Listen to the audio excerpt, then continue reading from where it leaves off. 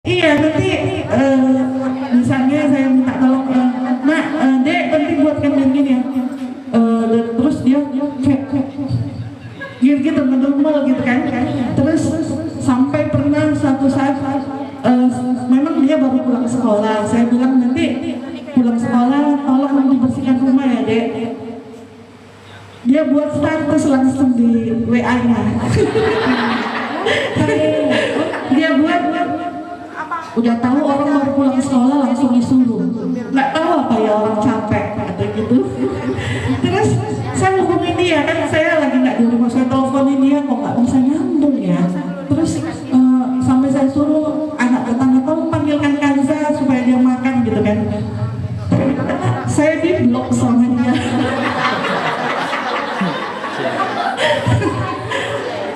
Saya telepon kok nggak bisa. Besoknya saya lihat di handphone ayahnya, kok ada status itu kayak gitu tadi. Terus saya tanya sama dia, Kanza, udah ayahnya sudah pergi kerja. Saya tanya, Dek, sini lah mau ngomong apa katanya. Adik blok mama ya, gitu kan? Enggak.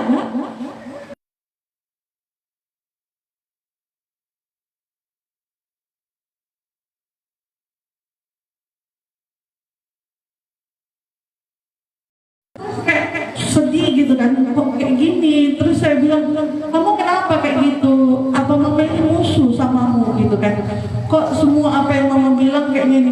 Terus dia ngomong kayak gini, Bud, mama itu gak ngertiin Kanza katanya gitu. Sampai kami terakhir sampai nangis-nangisan jadinya kan, mama gak ngerti Kanza.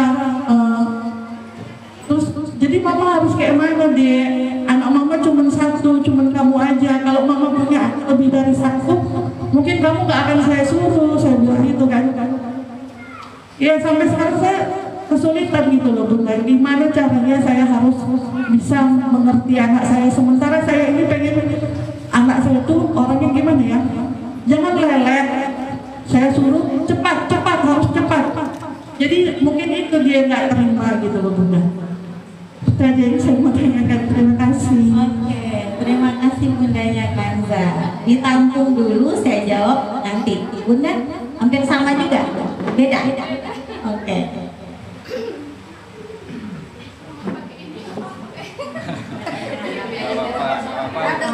Hitung-hitung merokok yang gratis. Kecilkan suara. Waalaikumsalam. Saya pengen sharing tentang anak saya yang paling besar sekarang itu kelas 6 ya. Cuman kalau di rumah sama di sekolah itu beda perilakunya. Kalau di rumah dia lebih keras anaknya, tapi kalau di sekolah dia pendiam sama teman, sama guru dia banyak diam. Walaupun apa namanya, misalkan disuruh gurunya tampil, pilih acara ini, dia memilih untuk tidak mau. Nah itu kenapa? Apakah dia mungkin takut salah kan? Nggak, cara penampilannya itu nggak bagus, nggak benar. Nah di situ mungkin dia lebih ke daripada salah, dia malu, lebih baik aku mundur aja. Sementara sebenarnya dia bisa, cuman nggak mau dia lebih memendam, lebih diam anaknya. Beda sama adiknya. Kalau adiknya kalau nggak dipilih di sekolah, dia di rumah ngomel itu pun. Kok adik nggak dipilih mas? Adik pengen tampil atau sekedar upacara gitu kan? Nah dia mau itu pun. Kalau kakaknya beda, lebih memilih nggak mau. Kenapa itu? Oke, terima kasih. Luar biasa. Bunda apa nama anaknya? Kakaknya? Akila. Terima kasih Bunda Akila dan Bunda Kanza. Kita akan membahas sambil membahas topik ya. Memang betul kita hari ini akan membahas tentang generasi alfa. Sebelum saya menjawab semuanya, nanti kita akan berbasis kasus tadi. Iya, tadi meja makan di rumah sama. Ini harus diingat dulu. Apakah fungsi ini sudah kita aplikasikan di rumah atau belum? Dari kasus yang ada dari Bundanya Kanza dan Bundanya Akila. Ya, Akila ya. Saya agak susah mengingat nama. Pertama, dalam undang-undang itu dijelaskan di dalam rumah itu ada fungsi sosialisasi pendidikan menanamkan nilai bahwa belajar itu menyenangkan. Perlu diingat, belajar di sini bukan melulu tentang belajar akademik, belajar menyelesaikan masalah, belajar menyampaikan isi hati, itu proses belajar. Apakah kita di rumah sudah memberi ruang itu perlu kita pertanyakan sendiri dan kita jawab sendiri. Kalau belum, maka harus dibenahi. Kedua, fungsi afeksi atau kasih sayang memberikan rasa aman sehingga otak anak menyerap informasi. Kalaulah dia dikasih waktu, dikasih ruang untuk mengekspresikan rasa dari proses belajarnya, idealnya dia akan merasa aman. Kalau dia aman, dia akan mampu menyerap informasi kita dan dia akan mampu menyampaikan dengan tutur yang baik. Kemudian fungsi ekonomi memberikan rasa aman sehingga otak anak siap untuk menyerap informasi. Ini prioritasnya ada di sekolah atau rumah? Rumah. Tapi banyak orang mengartikan fungsi belajar ini lebih banyak di sekolah. Belajar ini orientasinya lebih banyak kepada akademik. Tapi sebenarnya belajar itu tidak melulu tentang akademik, tapi porsinya memang lebih banyak karena ada kata belajar, dia banyak di sekolah. Kebutuhan kasih sayang dan kebutuhan ekonomi ini porsi terbanyaknya di rumah atau di sekolah? Di rumah. Artinya dua ini menunya banyak di meja makan, atau di meja belajar sekolah. Meja makan. Artinya anak-anak kita itu harusnya dididiknya oleh guru atau orang tua. Sepakat? Sepakat. Artinya tinggal ketika menunya itu harus banyak di rumah, orang tua harusnya bersinergi, harusnya menjalin hubungan dengan guru di sekolah untuk menyamakan pola proses pembelajarannya. Satu. Kemudian hari ini yang terjadi adalah orang tua lebih banyak karena misalnya kebanyakan hari ini orang tua sudah nyekolahkan anak di sekolah yang menurutnya ekonominya itu ya lumayan lah untuk bayar SPP-nya, apalagi kalau untuk di sekolah swasta ya kebanyakan seperti itu. Saya sudah bayar mahal loh, harusnya usaha bisa mengajarkan anak saya itu kayak mana cara anak saya bisa menulis, membaca, harus bisa belajar untuk sabar. Ngapain di rumah saya harus ngajarin lagi? Itu disebut dengan crisis parenting, titip anak ke sekolah. Anak hari ini mengalami ketergantungan gadget dan tingginya angka burnout akademik pada anak. Artinya apa? Orang tua karena udah merasa anaknya sekolah mode, ya udah nak belajarnya capek di rumah itu dikasih kebebasan, main handphone dikasih kebebasan karena udah capek.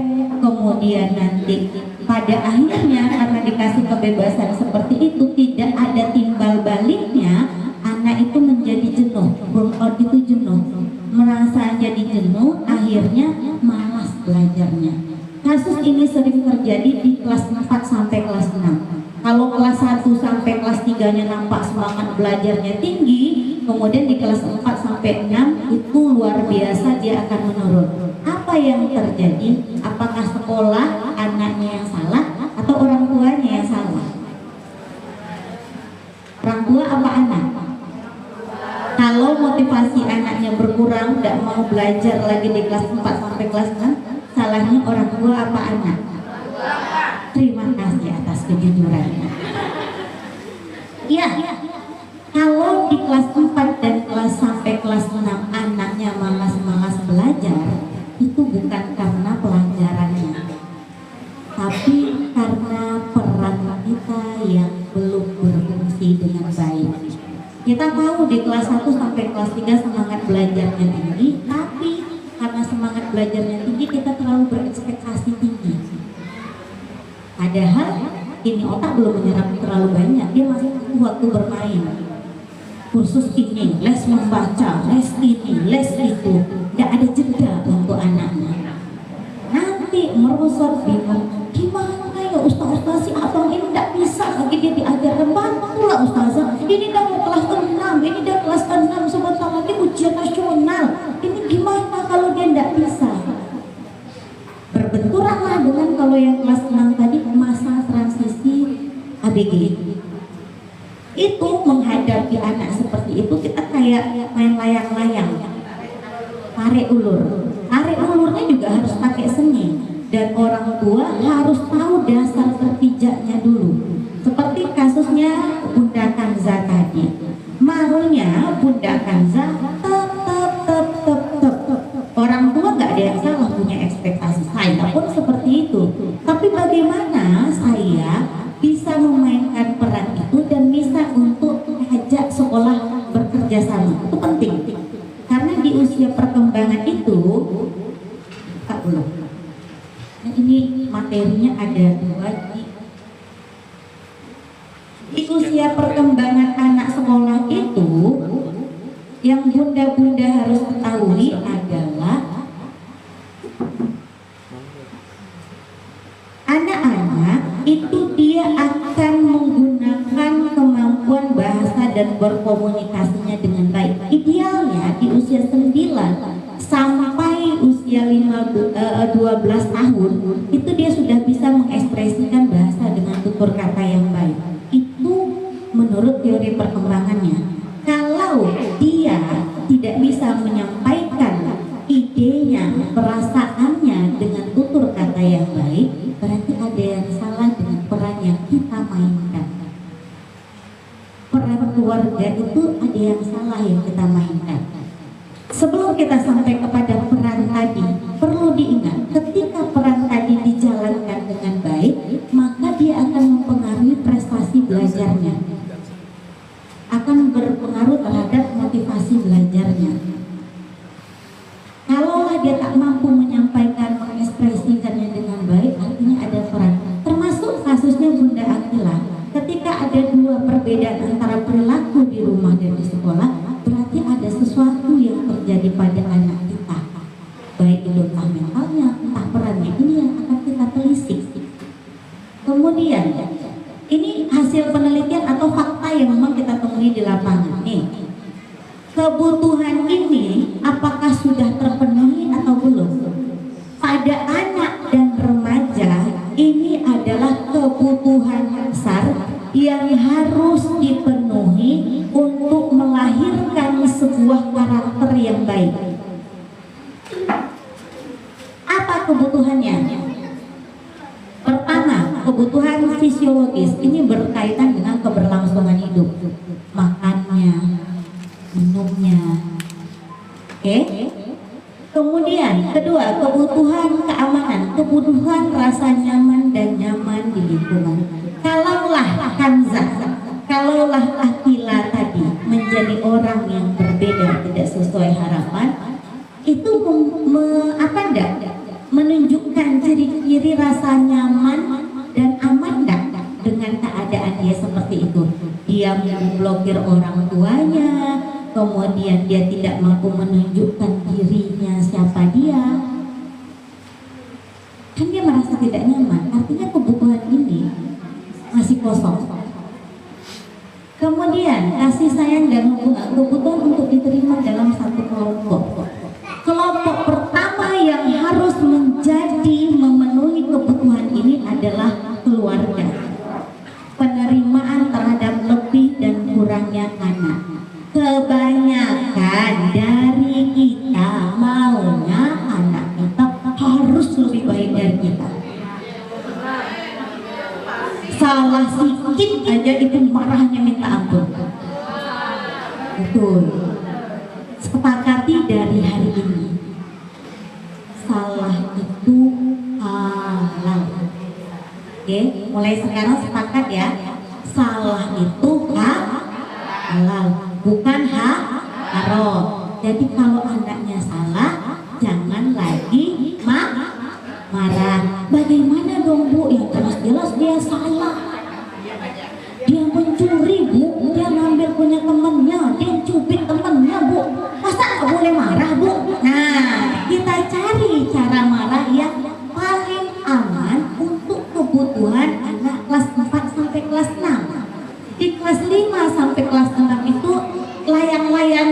agak-agak sedikit. Kenapa saya katakan? Saya juga dalam fase itu. Anak saya laki-laki, itu luar biasa. Untuk menjadi temannya, untuk mengajarkan bagaimana menghadapi pubertas. Bahkan maaf, setiap hari saya tanyain, yuk, udah mimpi basah belum? Tenang bunda, nanti kalau abang udah mimpi basah, bekas tahu sama bunda. Karena saya tidak mau menjadi orang yang tidak tahu kedua ayahnya. Nanti kalau enggak ayahnya yang nyenggol. Gimana bang? Suara abang udah mulai berubah. Mana adanya abang teriak-teriak tadi ya gitu. Nah itu tarik ulur. Tapi tidak semua anak bisa mengekspresikannya. Bagaimana saya sampai di tahap itu? Nanti kita akan sharing. Sampai di sini kebutuhan penghargaan, merasa diberi diri berharga di lingkungan. Kalau ini dua sudah terpenuhi, ini nanti terpenuhi semua. Kebutuhan untuk mencapai potensi, kebutuhan untuk mendapatkan respon, kebutuhan mencoba dan mengeksplorasi keterampilan. Porsinya kita, menunya terlalu bergizi atau terlalu kurang. Terlalu bergizi juga salah, terlalu kurang juga salah. Jadi mencari menu yang pas porsinya itu yang sedang kita racik hari ini. Oke? Saya. Kemudian, nah ini PR yang harus bunda-bunda jalankan di rumah. Ini bukan sok-sok Inggris. Saya mau cari yang ringkas bisa dibuat jadi satu slide tapi dari gambar. Jadi saya jelaskan. Ini pertama, di rumah harus berhasil menjadi penyelesai masalah. Gimana caranya Bu Iren? Biasanya anak ini saya urut dari kelas 1 sampai 3. Silakan cross check kesalahan ada di kita atau memang di anaknya. Di kelas 1 sampai kelas 3 itu masanya anak senang bercerita. Bapak tadi di sekolah enak, banyak ceritanya. Tiba-tiba kita yang ibu banyak menjalankan peran, yang mencucinya, yang nyetrikanya, yang nyuci piringnya, yang nyapu rumahnya, yang si bapaknya cuma tahu cari duit, tidak mau ikut serta dalam pola asuh. Tiba-tiba anak bercerita gitu, nanti lah ya dek, mama mau nyuci piring. Betul apa betul? Betul. Di masa itu dia pengen bercerita, kita tidak memberi ruang, maka sama dengan kita mematikan satu peran, tidak membantu menyelesaikan masalah. Pada akhirnya terjadilah seperti kasusnya Kanza. Karena di masa dia ingin mengekspresikan rasa, ini bukan Mama Kanza aja, hampir semua dari kita mengalami fase yang seperti itu. Ketika dia butuh tempat untuk berbagi, menyelesaikan satu persoalan itu bagi orang dewasa itu rumit, bagi anak nggak sama. Jadi kalau bunda mau memahami anak, tanggalkan dulu jubah kita sebagai orang tua. Jangan merasa kita adalah orang tua, jadilah kita seusianya dia. Saya kalau mendampingi kasus anak-anak, saya tidak pernah pakai jadi saya psikolog. Udah tahu saya lagi hamil 3 bulan, ada anak pas umur 5 tahun sukanya ngambilin barang-barang dan lawan sama uminya. Itu saya kejar-kejaran main. Dia ngambil terus dia nggak ngaku, dia tendang saya tendang balik. Layaknya anak-anak yang berantem. Dia tendang perut saya lagi hamil 3 bulan, saya tendang balik. Dia ludahin uminya, saya suruh ludahin balik uminya. Bukan karena, kamu anak gini, tidak, saya mainkan perannya. Ya namanya sesama, kalau misalnya dia sesama laki-laki sama laki-laki di usia gitu kan, kalau ditumpuk, kalau dia malas balik gitu kan, bener nggak? Kalau yang perempuan dijamaknya balik, iya kan? Jadi kita menjadi anak-anak dulu, biar bisa masuk. Setelah itu apa yang saya lakukan? Capek bang, katanya, oke, kalau capek kita duduk. Enak nggak kena ludah? Enak nggak kena tendang bunda? Yang saya mainkan rasanya, itu bentuk terapi. Kalau bunda mau menjadi orang tua, itu punya seni. Tanggalkan jubah kita sebagai orang tua, coba masuk ke dalam dunia dia. Kita kelas 6 waktu itu ngapain aja sih? Enak nggak kita disuruh-suruh emak kita saat masa-masa kita pengen main? Melawan juga kita kan? Nah itu, sekarang kenapa kita marah? Nah pada ketawa, berarti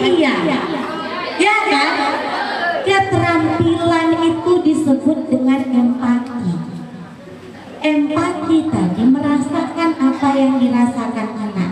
Kalau dia tidak dapat, maka memental. Makanya anak jadi melawan. Itu yang terjadi. Akhirnya apa? Nggak bisa diselesaikan masalahnya. Dia cari keluar, dia cari ke temannya. Memang di masa perkembangan anak-anak kelas 6 itu, teman adalah segala-galanya. Tapi perlu diingat, setiap anak punya mental yang berbeda. Untuk kasus Akila itu perlu dicermati lebih dalam. Apakah memang kapasitas si Akila ini berada di atas rata-rata sehingga dia tidak terlalu suka berada di lingkungan yang tidak membuat dia tertarik, makanya menjadi dia yang pendiam. Bukan berarti dia tidak mampu, bisa jadi yang perlu kita dalami itu adalah apa yang dia rasa, emosi yang dia rasa. Perannya tadi adalah bunda, tidak menyalahkan, tapi mencoba menerima seperti kebutuhan tadi ini dulu. Ada penerimaan tadi, kebutuhan untuk diterima dalam satu kelompok. Diterima dulu perilaku anak yang seperti itu, karena perlu diingat di kepala. Setiap anak itu unik dan setiap anak itu berbeda. Ketika bunda bisa menerima kurang dan lebihnya, terutama kekurangan anak yang menurut versinya kita kurang, maka dia akan bertumbuh menjadi yang terbaik. Tapi ketika kita mencoba membentuk anak kita seperti anak-anak normal lainnya, dia akan tidak baik-baik saja nanti pada masa dewasa. Kenapa saya berani mengatakan seperti itu? Teorinya begitu. Di lapangannya saya pun akhirnya seperti itu. Berbagi kasus, anak saya yang pertama. Kalau kemarin ada yang bertanya tentang hiperaktivitas, bagaimana kalau anaknya itu bergerak terus tidak bisa ditenangkan? Bagaimana dengan anak hiperaktif? Mulai hari ini kita mencoba menghilangkan label hiperaktif, karena hiperaktif anak yang bergerak banyak, anak yang tidak bisa diatur belum tentu dia hiperaktif. Hiperaktif bisa dikatakan hiperaktif ketika bunda dapat diagnosa dari dokter ahli saraf dan psikolog. Jadi berhenti melakukan pelabelan terhadap anak kalau bunda merasa itu perilakunya agak berlebih, tapi jangan langsung dilabel. Kalau tidak ada sah dari psikolog atau dari neurolog yang katakan itu hiperaktif. Jangan-jangan anak kita anak pintar. Jangan-jangan memang kebutuhan bergeraknya, energinya yang Allah kasih berlebih. Bukan berarti dia hiperaktif. Hiperaktif itu gugur kalau dia bisa nonton dalam waktu 2 menit aja dia fokus, maka dia bukan hiperaktif. Sehebat apapun geraknya, sekayak manapun dia nggak bisa diatur, tapi kalau 2 menit aja dia bisa fokus mengerjakan apapun itu yang dia suka, maka dia bukan hiperaktif. Catat ya, berarti anak kita hanya anak aktif. Biasanya anak aktif selalu bergandengan dengan anak pintar. Itu yang terjadi pada anak saya. Anak saya dari TK-nya, dari kecilnya, dari bayinya saya mau observasi. Anak bayi biasanya menjelang umur 1 tahun tidurnya kan 2 kali sehari ya, pagi sama siang. Ya toh? Anak saya tidurnya 30 menitnya nggak bisa. Itu yang pertama. Beda dengan adiknya normal. Yang pertama itu nggak bisa sama sekali, bergerak aja terus, main aja terus. Gak mau tidur, tapi dia akan tidur selesai maghrib, baik dia akan tidur durasi waktunya 12 jam sampai pagi, dia nggak bangun. Jadi nyusunya cuma ditidurkan gitu aja. Kebetulan waktu itu saya juga baby blues, jadi anak saya terpapar dengan susu bantu pada saat itu, walaupun di usia 4 bulan sampai 4 tahun saya kembali bisa ASI dengan bantuan konselor. Pada akhirnya ya itu tadi tergantung dengan susu bantu nanti, ya udah dia tidurnya cuma dari jam 7 malam itu udah paling lama tidurnya sampai pagi, sampai 12 jam. Tapi dari pagi, dari subuh sampai kapan dia nggak mau tidurnya cuma setengah jam. Itu berimbas sampailah dia di TK.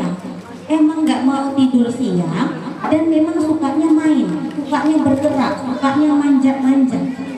Bahkan masuk kelas pun dia itu susah.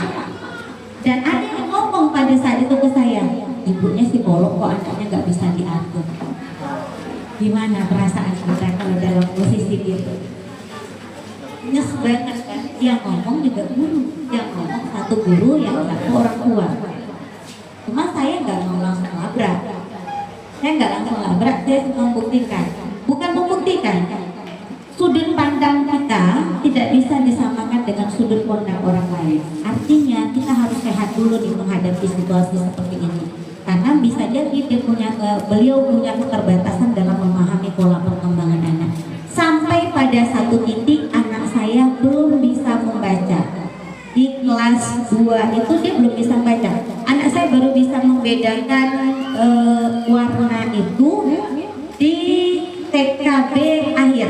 Dia nggak tahu warna dasar, tapi kalau saya bilang warna ini campur ini, dia bisa menunjukkan warnanya pada saat itu. Akhirnya apa? Dengan anak yang banyak bergerak tadi, dengan keluhan guru dan yang lain-lainnya, bahkan dalam satu posisi waktu itu saya jadi sekretaris jurusan di kampus saya, kemudian saya memantau pola perilaku anak saya, kemudian saya dipanggil oleh kepala sekolah, Iren, ini Yusuf ada perubahan perilaku, kenapa? Saya nangis, maafkan saya Ustazah, saya salah. Karena beberapa hari ini dia cenderung tantrum. Oke Ustazah, saya berhenti menjadi sekretaris jurusan, saya menangis, saya minta maaf. Bukan salah Bu Iren, tidak. Perlu dicatat, kalau umur anak 0 sampai 15 tahun, kalau dia pemarah, dia tantrum, dia apapun itu, yang membuat adalah orang tuanya, bukan orang lain. Jadi bagi saya anak adalah cerminan. Bukan bagi saya, itu teori. Dari 0 sampai 15 tahun, seperti apa anak bunda-bunda hari ini, itu adalah cerminan bunda. Jadi kalau anak saya marah, itu adalah alarm bagi saya. Berarti ini saya sedang banyak marahnya. Kita duduk bersama. Di situ saya berhenti dari pekerjaan saya sampai saya minta izin di kampus saya izinkan. Saya cuma menangis, saya bilang, izinkan saya jadi seorang ibu. Karena saya ingin, walaupun anak saya sudah full day waktu itu, izinkan saya jadi ibu, anak saya butuh saya. Baru bapak itu, kalau itu kemauan Iren, silahkan. Bahkan bapak itu menawarkan, Bu Iren nggak usah kampus, kita butuh ide-ide Bu Iren, gaji biar jalan terus Bu Iren.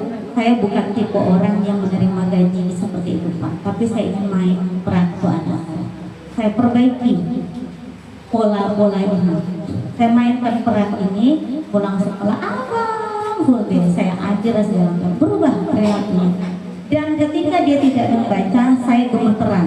Dia ngomong, Bunda, kawan abang bisa baca, kok abang nggak bisa ya? Kenapa ya otaknya kayak kali ya? Dia udah mau nangis, sudah kelas 2. Saya bilang,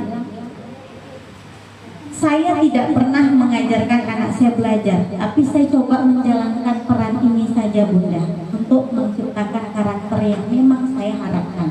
Menjadi tempat dia berkomunikasi apa aja, saya buat aturan main, saya merespon setiap yang disampaikan, saya terlibat, saya punya kontrol terhadap apa yang dia lakukan. Jadi saya tidak pernah mengajarkan dia membaca, karena memang kalau anak-anak bunda hari ini belum bisa membaca di kelas 1-nya, jangan dipaksa. Karena otak anak itu belum matang, dia matang di usia 7 tahun. Kalaupun mengajarkan membaca, jangan lagi mengajarkan dengan A, B, A, B, B. Ada bukan seperti itu. Ajarkan anak dengan konsep. Jadi tulis saja, di main pasir itu A, lagi menolong-nolong apa daun itu A. Kalau dia sudah pandai, diajarkan begitu, nanti ini akan berkembang, kemampuan dia menyelesaikan masalah akan berkembang dengan baik. Saat itu saya tes anak saya dengan hujatan, anak sekolah apa segala macam. Itu gemeteran juga saya. Karena bagi saya mencoba belajar memenuhi kebutuhan ini tadi Bunda. Dengan segala kekurangan tadi, saya mencoba menjadi seperti ini, kebutuhan untuk diterima. Berarti kebutuhan itu harus terpenuhi, dia harus diterima dengan kurang dan lebihnya. Seperti apapun orang memandang anak saya di luar, sayalah tempat dia yang untuk bisa menerima dia apa adanya tanpa saya menghakimi. Itu kerap kali saya nangis. Saya bilang, ini ujianmu Ren, kamu pelajarinya, maka kamu harus belajar menghadapinya, dan kamu terima hiperaktif, yang dibilang tidak bisa diatur. Kalau jalan anak saya pun tadi tidak lihat, di kelas itu dia tidak lihat, terserah dia aja. Dia belum mampu mengontrol apa yang ada di hatinya pada saat itu. Tapi saya berusaha untuk menerima. Dia belum bisa baca, saya terima. Nggak apa-apa, nggak apa-apa. Tapi ketika dia ngomong kayak gitu, baru saya agak terusik. Apakah memang kapasitasnya tidak bisa atau seperti apa? Saya tes EQ-nya. Harusnya kan ke orang lain, nggak boleh emaknya. Karena saya tahu dia masih kecil dan untuk melakukan penyesuaian dia susah seperti anak Bunda Akila. Tidak bisa pada semua orang dia bisa beradaptasi dengan langsung, dia agak pilih-pilih. Jadi saya coba tes info objektif. Saya bisikkan ke ayahnya, jangan ganggu ketika saya tes. Saya tes anak saya, tidak langsung saya scoring, besoknya baru saya scoring. Ketika saya lihat hasilnya, nggak bisa saya nangis. Allah jawab semuanya. Kalaulah dia punya kapasitas, dia berada pada kapasitas superior. Kisaran IQ-nya antara 115 sampai 120. Pinter sekali dan dia bisa jadi juara satu. Tapi kenapa dia tidak bisa baca? Karena memang otaknya belum matang, belum ketemu gayanya. Semenjak itu saya bulatkan tekad. Oke, Res, oke. Orang mau ngomong apa hanya kamu yang tahu anakku. Jadi saya nggak peduli dengan apa yang disampaikan orang. Penuhi dulu kebutuhannya, terima. Nanti kalau kita belajar menerima, kita akan belajar mencari tahu bagaimana caranya biar dia bisa berkomunikasi dengan baik. Jalankan ini dulu semua, baru nanti kita menemukannya. Bunda, gimana dong Bu Iren cara untuk bisa jalankan itu semua? Nanti ada di sesi akhir. Jadi kita perlahan dulu. Perlu diingat, kalau yang 5 ini tadi 1, 2, 3, 4, 5, 6 ya. Kalau yang 6 ini tadi terpenuhi, jaminannya anak Bunda akan cerdas secara emosi, akan menjadi anak yang pintar. Yang hari ini terjadi, susah sekali menemukan anak yang cerdas secara emosi.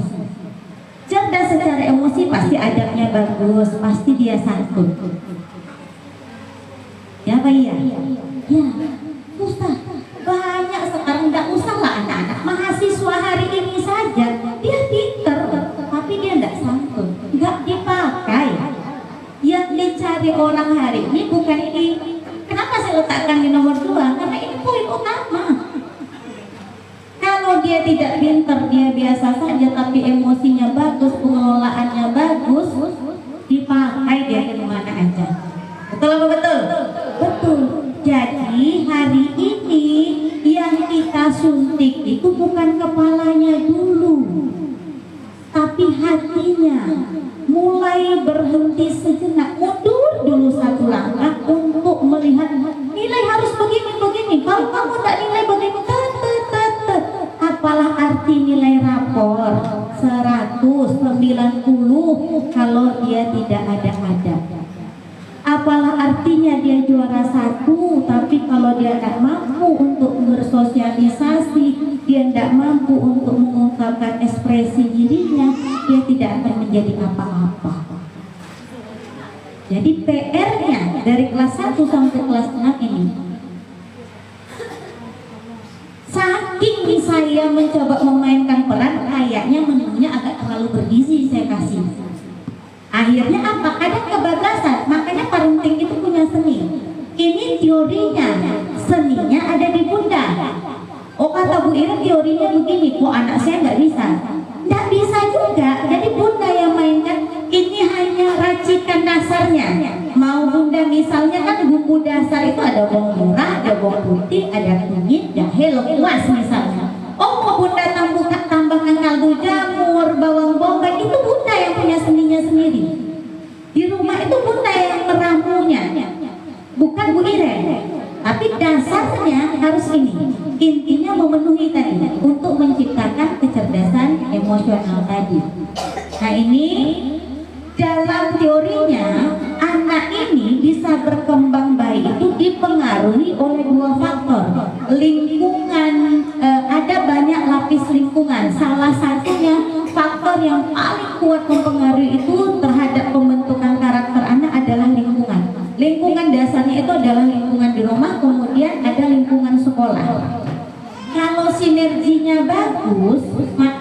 yang bagus.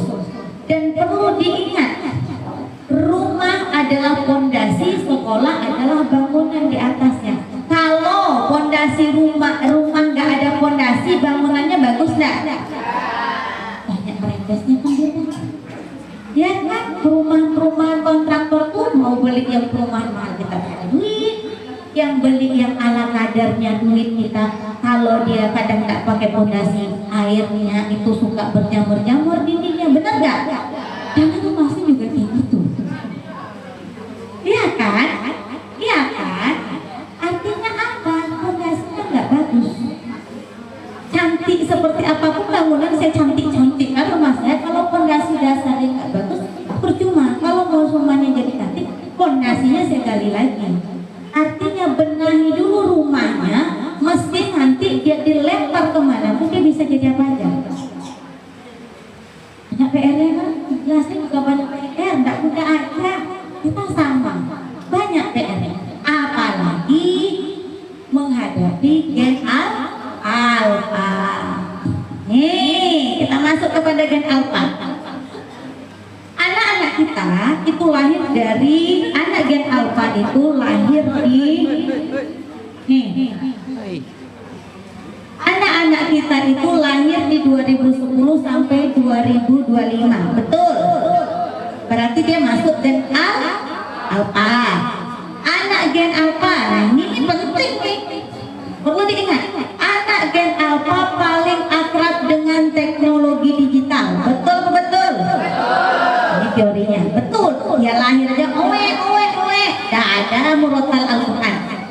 Ya kan? Dengarkan Al-Quran teknologi. Nah ini harus dibanggakan nih, harus diingat di kepala ayah bunda nih. Anak gen alpha diklaim, digadang-gadang anak yang paling pinter, generasi yang paling pinter yang Allah ciptakan. Bagus dong. Tapi kok jadinya kayak gini bunda? Dia pinter tapi kok kayak gini, kebablasan. Ini yang harus kita mainkan tadi. Tantangannya anak gen alpha dengan kepintaran yang ada, dengan teknologi yang selalu berdampingan, dia kalau mau jadi orang hebat, kerjaannya bagus, diterima dimanapun, maka bunda harus bisa melahirkan ini. Bunda harus bisa menciptakan anak yang kreatif. Bunda harus menciptakan anak yang bisa menyampaikan ide-idenya. Mulanya ini bisa terbentuk yang dari tadi, 6 di rumah tadi. Ada komunikasi, ada penyelesai masalah, ada keterlibatan, ada aturan main yang buat di rumah, ada kontrol. Kalau aturan itu tidak dilaksanakan, apa kontrolnya, apa konsekuensinya, itu harus jelas. Jangan hanya sekedar omongan. Kebanyakan kita, kamu tuh ya kan udah mama bilang begini. Lewat dia melakukan kesalahan, kita lupa dengan apa yang pernah kita ucapkan. Kalau kamu nak main handphone besok hari ini kalau kamu jahat-jahat besok boleh main handphone. Tiba-tiba adalah arisan yang kita tak bolehkan, adalah mainlah bablas lagi. Betul ya? Betul. Itu yang susah. Tapi kalau diusahakan bisa. Kemudian dia mau tidak mau, suka tidak suka, memang harus jago dia dengan teknologi. Saya tanya, di anak bunda yang sudah dikasih handphone, ada nggak aplikasi Family Link di handphonenya bunda-bunda? Nanti saya kasih lagi Ustazah. Itu adalah kewajiban. Kalau anaknya dikasih handphone di usia-usia pra-ABG, menjelang dia ABG, maka wajib punya Family Link sebagai kontrol. Ini menjalankan fungsi ini. Menjalankan behavior control dan aturan main. Karena bunda nggak tahu kan apa yang diakses di Family Link itu, bunda membatasi. Jadi di HP saya itu punya Family Link. Jadi saya tahu anak saya mau main apa, mau download game apa, mau top up apa, itu kalau tak ada atas izin saya nggak bakal bisa. Mau dia dia ngamuk, mau dia meledak, ya terserah. Ini aturan. Suka nanti email. Suka tidak suka, kita buat aturan. Kita sudah sepakati. Bunda kasih Jadi dia handphone, kita bisa ketentuannya ngebatasin begini, akses begini, kalau begini. dia Deal. entah apa bisa. Ada gesekan teman, Bunda kawan abang main Roblox, Bunda kawan abang main gini. Oke. Karena saya mencoba untuk dia bisa berkembang dengan digital, apakah nanti dia akan masuk bisa bersosialisasi. Kalau abang main Roblox, tawarkan proposal ke Bunda. Apa keuntungannya, apa kelebihannya, apa kekurangannya. Dia sampaikan begini. Kalau nanti itu memberi perubahan perilaku sama abang, apa kesepakatannya? Tetap ketika saya izinkan, tapi tidak boleh top up. Sampai hari ini anak saya tidak pernah top up. Dan itu kontrol. Kalau misalnya ada meledak, saya kontrol berapa jam dia mau. Nanti apinya tiba-tiba mati, Bunda. Kalau kita punya kontrol 2 jam handphone itu mati. Bunda tambahin waktu abang, Bunda. No, kata saya. Mau jungkir balik, no, kata saya. Dan HP saya kunci. Dan dia tidak tahu. Jadi dia tidak bisa mengakses. Itu wajib. Coba buka TikTok, scroll TikTok atau YouTube, orang tua juga harus jago. Cari cara download Family Link dan menggunakannya. Wajib itu punya. Itu untuk mengontrol. Di situ kita bisa mengakses apakah anak kita nonton pornografi, apakah tutur katanya itu. Kalau misal saya kasih kesempatan anak saya main YouTube untuk saya biar dia bisa terampil di sini. Dari YouTube itu kan ada bahasa yang kadang kita tidak bisa kontrol. Misalnya anjir, misalnya apa. Itu ada aturannya sama saya. Di rumah silakan ambil cabai. Anak saya ambil cabai sendiri. Bunda dibilang kadang karena kita sudah buat kesepakatan dari awal, kecuali dia tidak saya deal-dealkan, itu boleh dia marah. Artinya memang fungsi ini dia harus saling bersinergi. Kalau dia fungsinya jalan, kita bisa nanti menghadirkan ini. Kemudian nanti dari fungsinya itu kita bisa membuat perencanaan. Kita belajar untuk mengekspresikan. Kamu begini tadi, apa yang kamu rasakan? Wajib, saya katakan wajib download Family Link, dan itu biasanya sudah ada di Google. Nanti kalau misalnya ada yang mau tanya, simpan nomor handphone saya, nanti kita buat komunitas. Mungkin kita kumpul di rumputnya Unrio, kita bahas Family Link. Oh boleh, nanti kita kumpul. Nggak bayar, gratis saja nanti kita kumpul-kumpul, kan? Itu wajib. Artinya ketika peran Bunda main, anak Bunda tahu bagaimana mengontrol apa yang harus dilakukan, mana yang boleh dan mana tidak boleh. Oke, itu proses belajar. Lalu ini sudah tadi. Kemudian nih, anak Bunda Kaila benar. Akila Kanza, maafkan saya agak susah menghafal. Karakteristik anak generasi alpha, anak-anak kita tuh ini cenderung bosi, suka meminta. Betul. Cenderung sulit berbagi, cenderung sulit diatur, cenderung sulit bersosialisasi. Ini karena dia terlahir, sudah ada teknologi dan dia digadang-gadang punya IQ tinggi. Dia kita kasih kebebasan menggunakan teknologi, akhirnya dia tidak belajar berinteraksi dengan yang lain, akan melahirkan dia sulit untuk bersosialisasi. Dia sulit untuk bisa masuk ke lingkungan yang baru. Kemudian dia juga cenderung, karena komunikasinya cuma satu arah dari handphone aja, karena kita membiasakan itu. Karena dia satu arah, dia cenderung ngatur-ngatur. Karena di handphone yang dia tonton tidak ada aturan main. Iya kan? Tidak ada yang kasih tahu ini boleh, tidak boleh, tak ada. Akhirnya dia merasa, ini lakukan. Akhirnya dia apa? Sulit berbagi karena dia biasa didapat apa yang dia mau dari handphone. Dia butuh ini dia cari, dia butuh ini dia cari. Tapi dia tidak diajarkan bagaimana menghadapi sebuah kesulitan. Akhirnya menjadi anak yang susah diatur. Itu membentuk dan melekat akhirnya ke karakter anak kita. Kalau peran kita dijalankan dengan baik, ini akan berkurang. Karakter-karakter yang berpotensi negatif itu akan berkurang. Lalu kemudian ini fakta menunjukkan banyak sekali anak remaja yang menggunakan internet. Nah, sebenarnya ketika generasi alpha itu lahir dengan oek-oeknya dia dengan adanya produk teknologi, dia bisa memberikan sesuatu yang positif, bisa memberikan yang negatif. Positifnya, handphone itu bisa mencerdaskan, bisa membuat emosi baik, bisa juga membuat tindakan kita baik.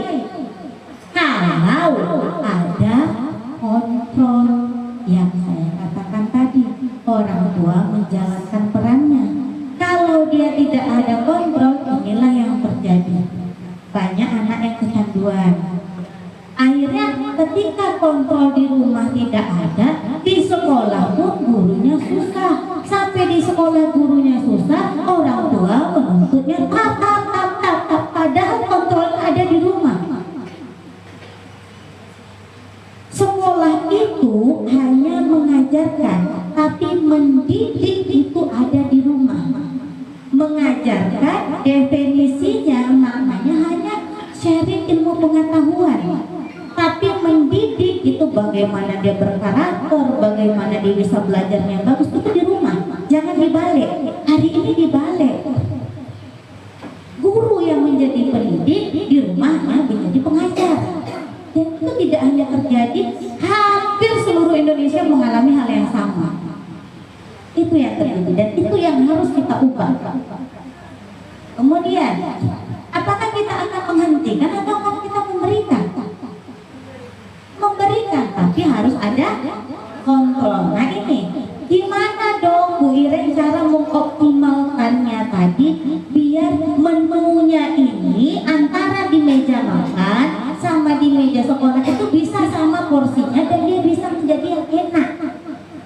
Harus terlibat di rumah menyediakan struktur belajar, harus terlibat dalam setiap proses anak-anak kita yang kita jalani, terlibat di sekolah, aktif dalam komite atau komunikasi dengan guru. Jangan komunikasinya, Mbak, Bu, hari ini PR anak-anak apa aja? Juk datang terima rapor. Mana Zah nilainya? Hanya nilainya. Tidak ditanya bagaimana dia proses belajarnya, bagaimana perilakunya di sekolah, apa yang harus saya lakukan, PR apa yang harus kita saling bekerja sama. Karena yang namanya akademik Bunda, yang namanya pelajaran matematika, bahasa Indonesia dan lain-lainnya itu masih bisa dipelajari. Tapi yang namanya karakter itu harus kita yang membentuknya menjelang dia ABG. Sebelum dia butuh dengan temannya, selagi dia butuh sama kita, masih ngelendot sama kita, manfaatkan. Berat kan? Berat, saya pun mengalami itu. Oke? Kemudian terlibat dalam komunitas, memastikan lingkungan pergaulan anak sehat. Saya pakai family link, saya bisa kontrol WhatsApp anak saya lihat bak pinjam. Dan harus ada aturan ketika saya kasih handphone, maka handphone itu saya bebas membukanya. Jadi kalau ada perubahan itu, kalau memang harus saya banting, saya banting. Boleh marah, boleh, tapi marah yang kayak mana? Bunda-bunda saya tanya, kalau marah-marahnya teriak-teriak, anaknya berubah enggak? Berubahnya sebentar apa kayak main? Saya kasih tip, marah yang paling aman itu anak pra-ABG, diam. Ya kan? Udah diam aja, tak capek, dia datang. Kalau dia datang nanti baru kita buat aturan main. Jalankan behavior control, jalankan kontrol perilaku tadi, buat aturan mainnya. Oke? Saya belajar saat ini, tapi ingat kata Bu Ireng, ini kok susah. Merubah perilaku tidak semudah merubah telapak tangan. Saya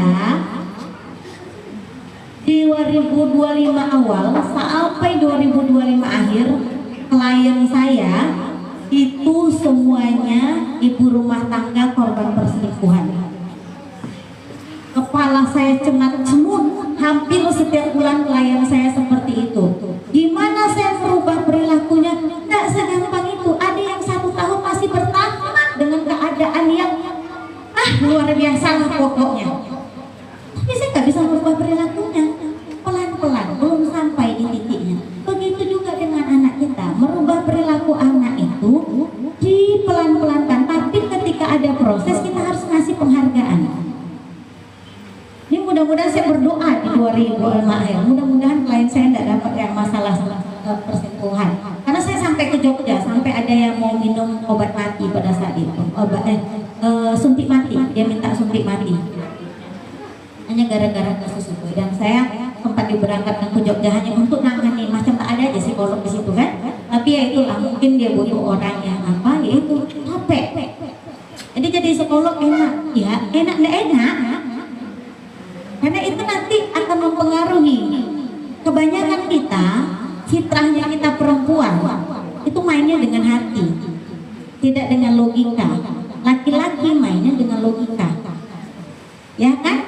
Nah kalau hati, ketika saya apa pasti saya sedikit banyak saya akan itu kena imbasnya ke suami saya. Pasti kita perempuan. Perempuan itu aja lah, ini laki awal macam itu tak itu. Dan gimana saya melawan itu yang buat kepala saya sakit. Mencoba menetralkan ketika di ruangan kerja itu harusnya tuntas, tapi yang namanya perempuan Allah fitrahkan dengan emosi itu pelan-pelan, itu yang membuat capek. Artinya apa? Merubah perilaku itu perlu proses, sabar, tapi terus belajar. Kalau terus belajar, konsisten, anak bisa berubah, bisa dia kembali ke pangkuan kita dan sesuai harapan kita.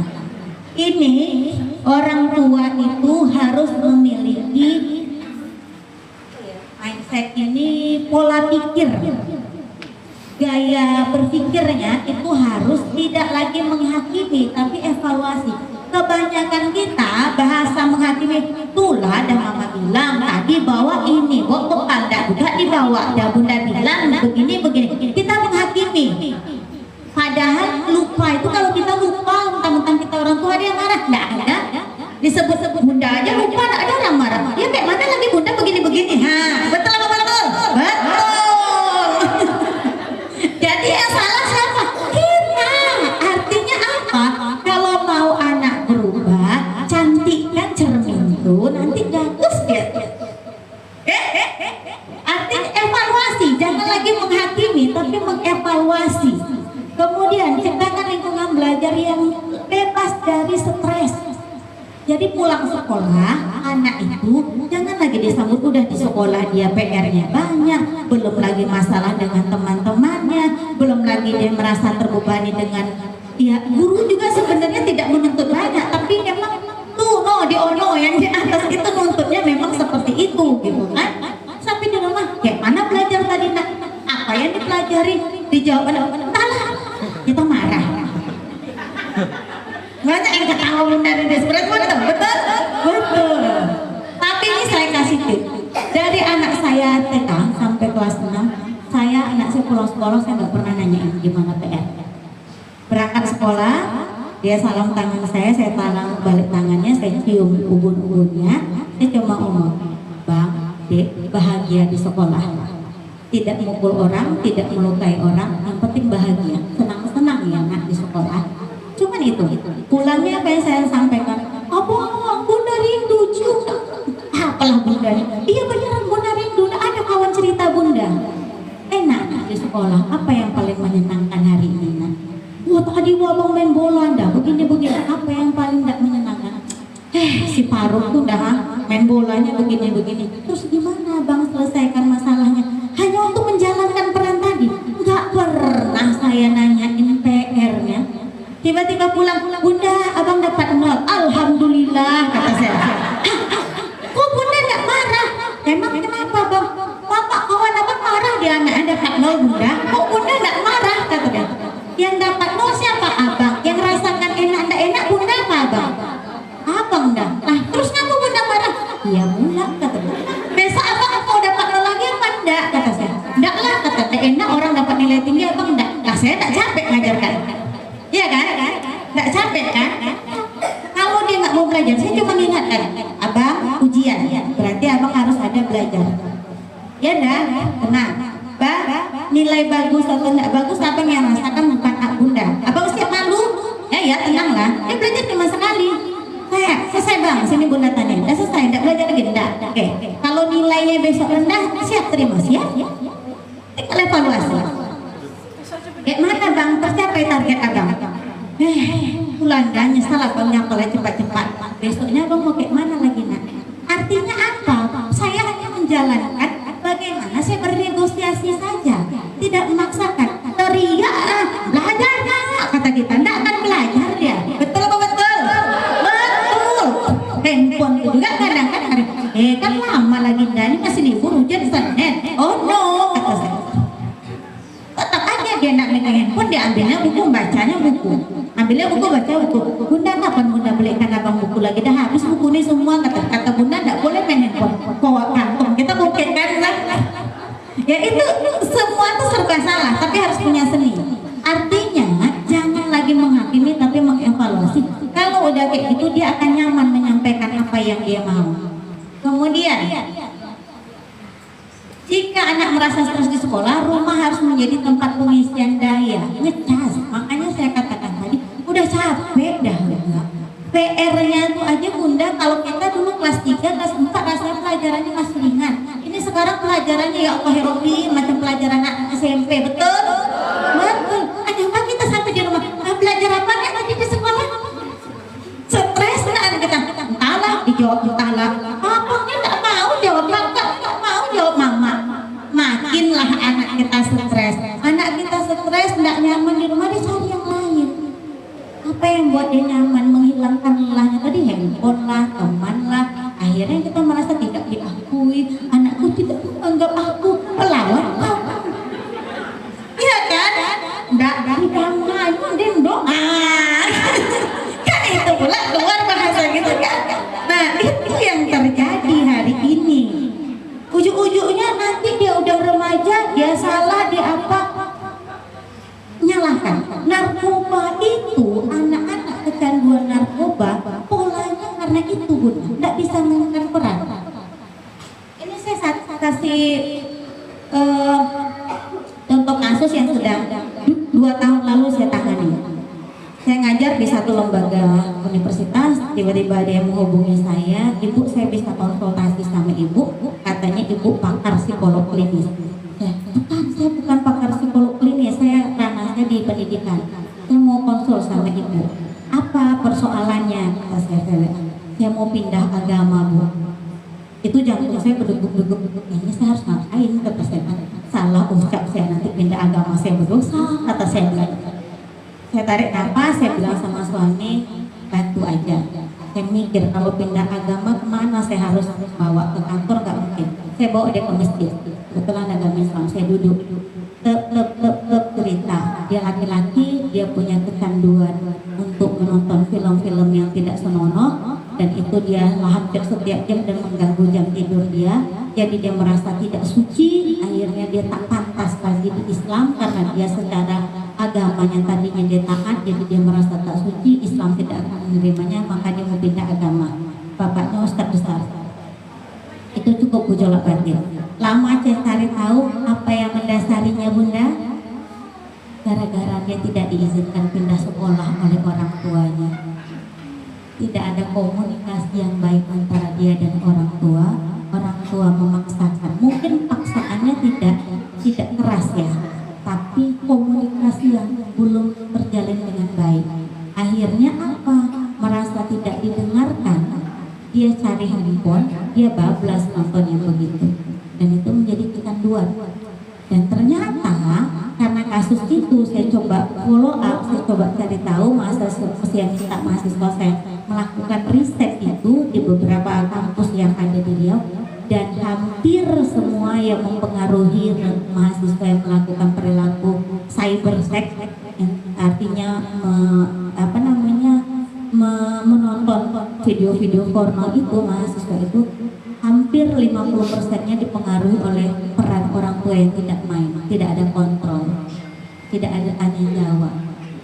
Itu risetnya, itu faktanya. Saya karena senang dengan yang kayak gini, kemudian ada lagi nih yang terbaru yang sedang dilakukan riset oleh mahasiswa saya. Di remaja-remaja usia 10 sampai 15 tahun lagi tren namanya Korea barcode. Korea barcode itu nyayat-nyayat tangan bener. Beneran kayak dan itu terjadi di kalangan anak SMP kelas 6 sampai SMP. Itu bukan untuk apa?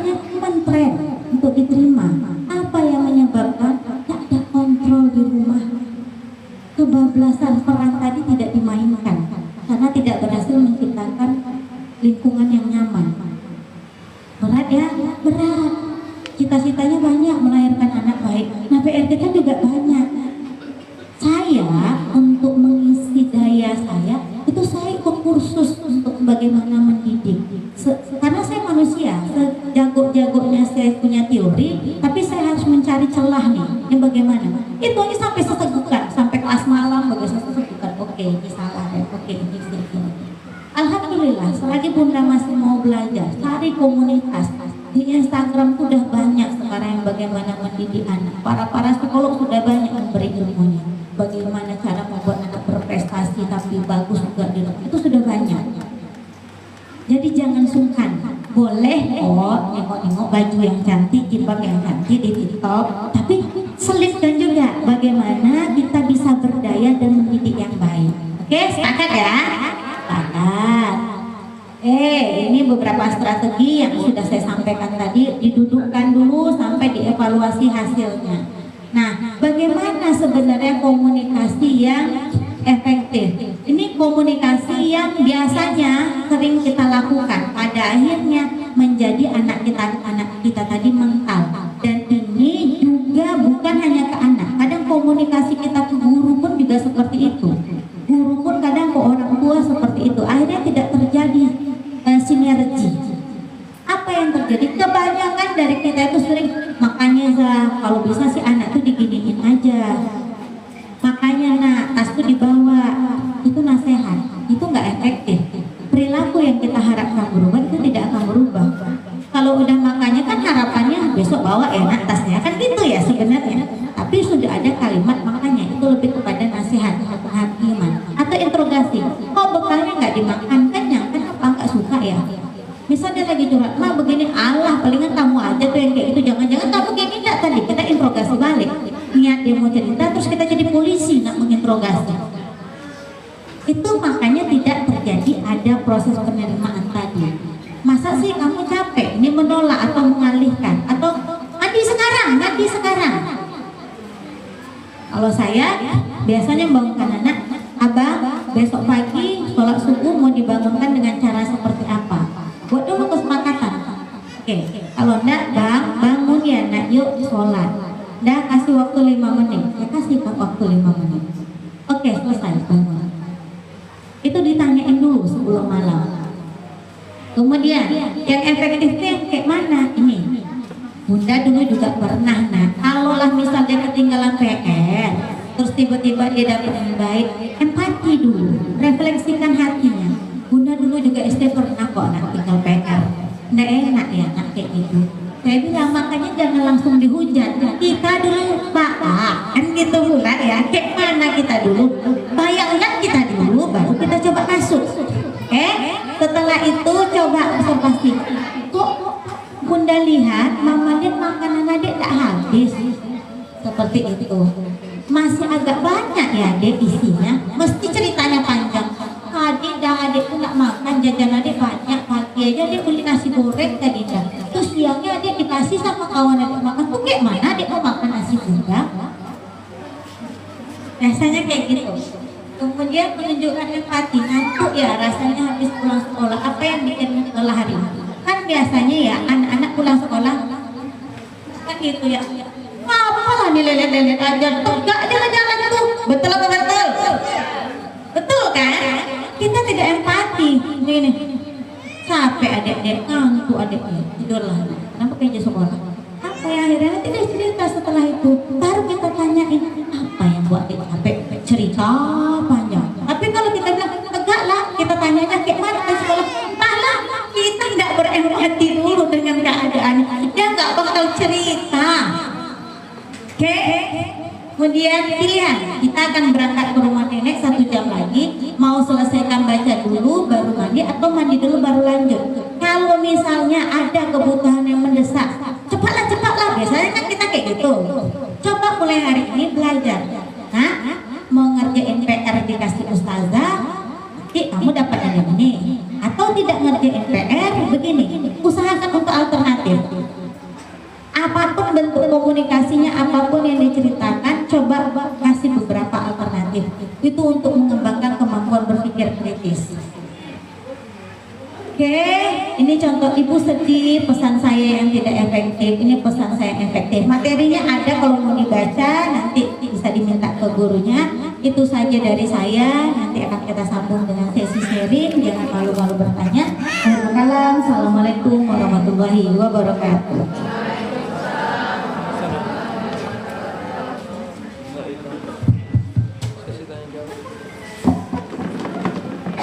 Boleh beri tepuk tangan yang gemuruh untuk bunda-bunda semua. Terima kasih kepada narasumber kita yang memberikan materi yang sangat luar biasa. Semoga itu bisa kita terapkan dalam kehidupan kita sehari-hari dan kita bisa menjadi bunda-bunda yang hebat. Acara selanjutnya yaitu sesi tanya jawab dari bunda-bunda kepada narasumber kita. Jangan sungkan-sungkan ya bunda, kalau mau curhat boleh.